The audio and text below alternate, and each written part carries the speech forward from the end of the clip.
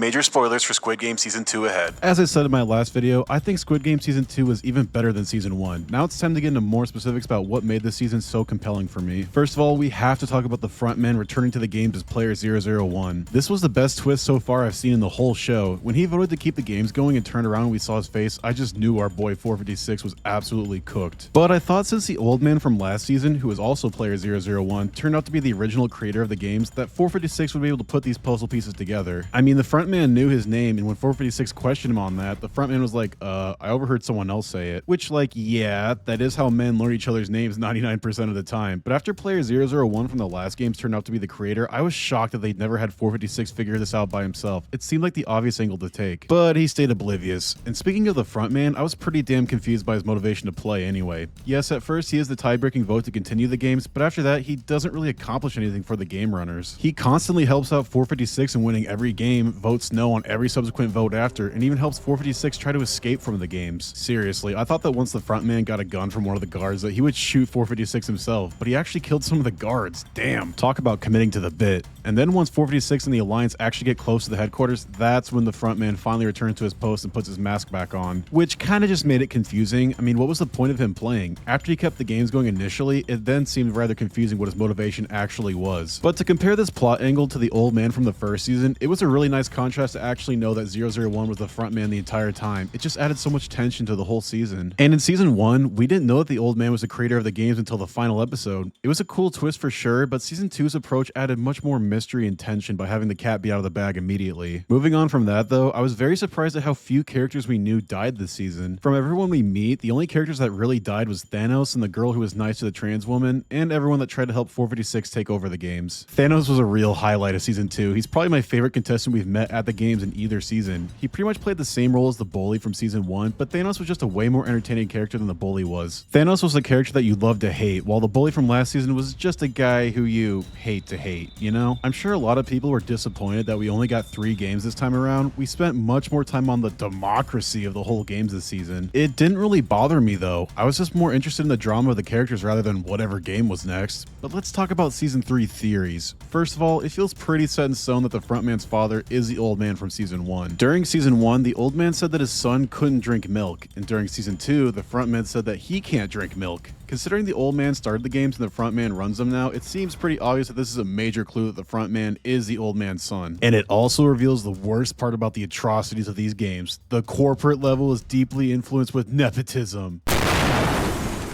And by the way, I didn't pick up on this myself. Shout out to Twitter. And if you're wondering if that would make the old man this guy's father too, it wouldn't. The frontman and him are only half brothers. Anyway, let's talk about the ending to season 2 specifically. As we all saw, everyone that tried to help 456 take over the games was killed, except for the frontman, obviously. It made me laugh that 456 wasn't killed because why wouldn't they kill this guy? He's easily the biggest threat to the games they've ever seen. It would clean up a lot of problems just to kill him. But hey, plot armor. Oh well, I'm not complaining. Overall, since season 3 is supposed to be the final season, I expect 456's crew at sea to finally find the island the games are being played on and hijack the games themselves. I expect there to be more games for the remaining contestants, and I guess 456 will be watching them from the office or something, or maybe they'll just throw them back in the games that die. I don't know, we'll see. But let's make some predictions on who's gonna die. First of all, I think that a lot of the contestants remaining in the games will survive. The crypto bro, the trans woman, the mother-son duo, I think the chances are pretty good that a lot of them will make it out alive, though I think either the mother or the son will be killed, just not sure which one. I think that the games will ultimately be stopped before they're completed, and there will be a huge shootout on the island. And of course, the frontman and his stepbro will definitely have one more face-to-face encounter. And I expect the frontman to pay for his sins and his brother to make it out of all of this alive. And of course, what will happen to player 456? Well, I mean, he'll probably live, right? This guy has enough plot armor to fight the Incredible Hulk for God's sake. And lastly, there's a rumor that Leonardo DiCaprio is going to be in season 3. Netflix then came out and spoiled all of our fun and shut this down, but who really knows? Apparently he's a big fan of the show, but it would cost a bag to get the guy to appear just for a cameo. If he does show up in the games, he'll definitely be playing one of the rich snobs watching the games like we saw near the end of season 1. My question right now is, how will the American spin-off to Squid Game tie into season 3?